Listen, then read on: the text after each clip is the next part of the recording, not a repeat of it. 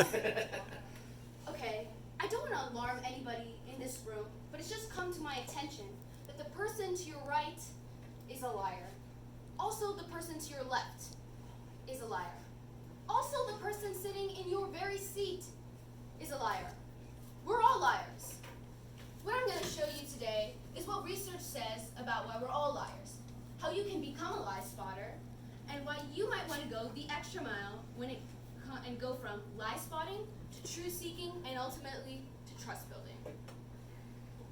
Social media expert and author of the book Lie Spotting, Pamela Meyer, can tell when you're lying. If it's not your words that gives you away, it's your posture, eyes, fidgets, and breathing rate, and a host of other indicators. Worst of all, we're lied up to 200 times a day, she says, from the white lies that allow society to function smoothly to the devastating duplicities that bring down corporations and break up families. How to Spot a Liar by Pamela Meyer. Lie spotters aren't those picky children in the back of the room that are shouting, "Gotcha, gotcha," your eyebrow twitched, you flared your nostril. I watched that TV show Lied to Me, I know you're lying. No, lie spotters are armed with the scientific knowledge of deception. And they start up that path by accepting a core proposition. And that proposition is the following. Lying is a cooperative act. Think about it. If a lie has no power whatsoever by its mere utterance, its power emerges when someone else agrees to believe the lie. So, I know it may sound like tough love, but look, if at some point you got lied to, it's because you agreed to get lied to. Truth number one about lying. Lying's a cooperative act. Now, not all lies are harmful. Sometimes we're willing participants in deception for the sake of social dignity, maybe to keep a secret that should be kept a secret.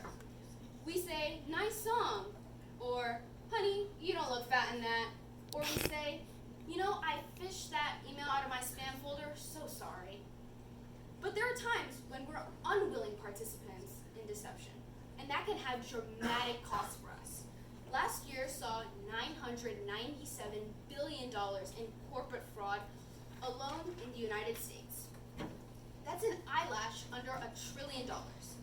That's 7% of revenues. Deception can cost billions. Think Enron, Madoff, the mortgage crisis, or in case of the double agents and traitors, like Robert Hansen or Aldrich Ames. Lies can betray our country. They can compromise our security, and they can undermine democracy. They can cause the deaths of those that defend us. On a given day, studies show that you may be lied to anywhere from 10 to 200 times. Now, guaranteed, many of those are white lies. But in another study, it showed that strangers lied 3 times within the first 10 minutes of meeting each other. Now, when we hear this data, we recoil. We can't believe how prevalent lying is. We're essentially against lying. But if you look more closely, the plot actually thickens. We lie more to strangers than we lie to coworkers. Extroverts lie more than introverts. Men lie 8 times more about themselves than they do to other people. Women lie more to protect other people. If you're an average married couple, you're going to lie to your spouse one out of every 10 interactions. Now, you may think that's bad, but if you're unmarried, that number drops to 3. Lying's complex.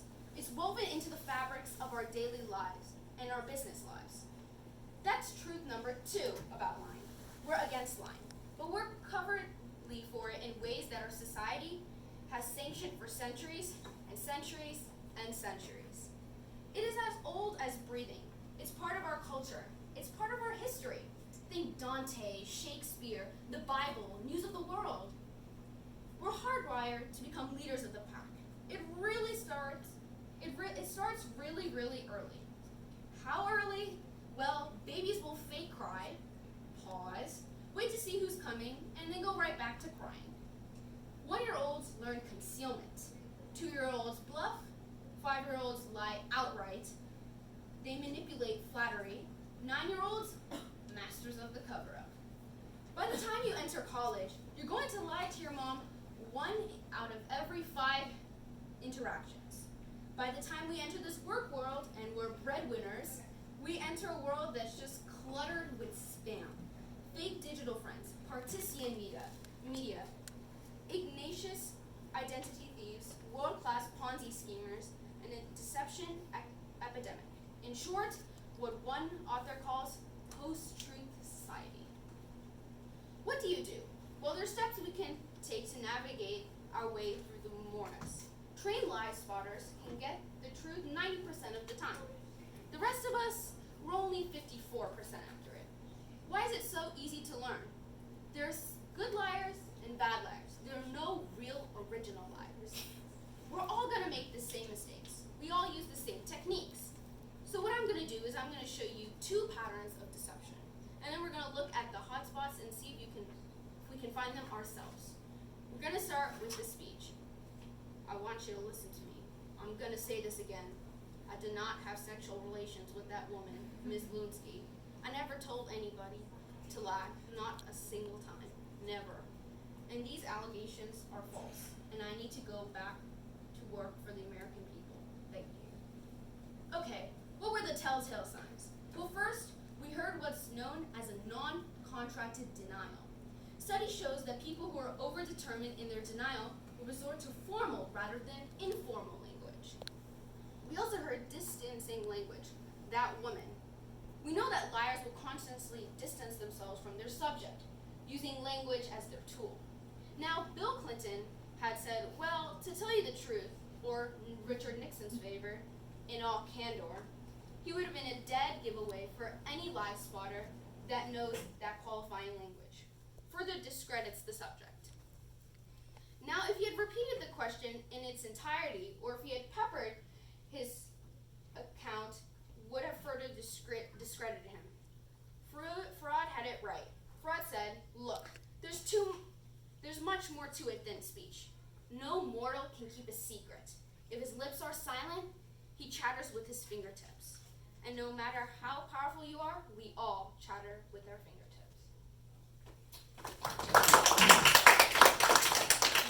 Real quick, I wanted to show you a couple things that people showed me. Now, for declarative, do you have to memorize these eventually?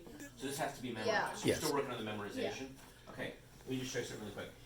Even though you're doing something declarative, you have to find a way to make it conversational. You declare what you were saying, but you've got to then either lean in and find ways to connect with the audience, almost like, instead of, when you're giving a speech, do whatever you can to make it less like a speech and more like we're sitting in a booth across from each other. Listen to this, okay? And a lot of you guys think, oh, lying is just, I'm saying, no, it's so much more than that. Like, there was one part of here, okay, here, like, truth number one about lying. Lying is a cooperative act, right? Not all lies are harmful, right? Sometimes we are willing participants for the sake of social dignity. Maybe to keep a secret that should be kept secret. We say, nice song, or oh, honey, you, and when you're doing like, and another thing that I learned, so those moments when you can change the inflection and not declare so much this way, and this is gonna sound like I'm contradicting what I told you about don't say it into the floor, but I'm not saying it into the floor, say it to each little part of the audience like you're actually talking, like almost an aside. Like, you know, but the lie itself isn't harmful. I mean, look, we all participate sometimes in a lie, right? Sometimes, you know, moments like that. And another thing, and man, that I learned this, when you do a list of things, each item in the list has to become like a new thought. So instead of going, you know, I mean, what are your favorite things for breakfast? Toast, eggs, bacon. You gotta go, I mean, what are your favorite things for breakfast? Toast, eggs, bacon. Like, each thing is a thing you're thinking of as you say the list. Make it feel like that as you're going through it, you know. So there was one moment when that really jumped out to me. When you're we're hardwired to become leaders of the pack. I mean, it starts really early. How early? Well, babies will fake cry, pause, wait to see, you know, 1-year-old. So each thing is almost a change in the inflection of your voice because you have got to experience it like the ideas are hitting you for each thing in the list.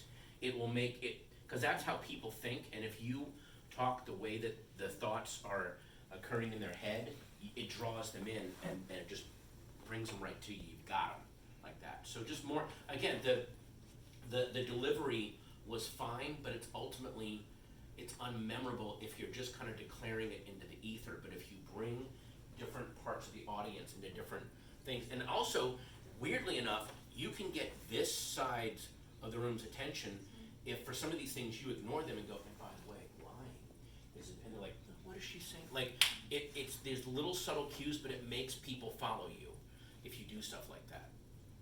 So, just again, this is, I had to learn the list thing too when I was like starting to audition. It really, really makes what you do pop if you do stuff like that. So, that's a little help. Sorry.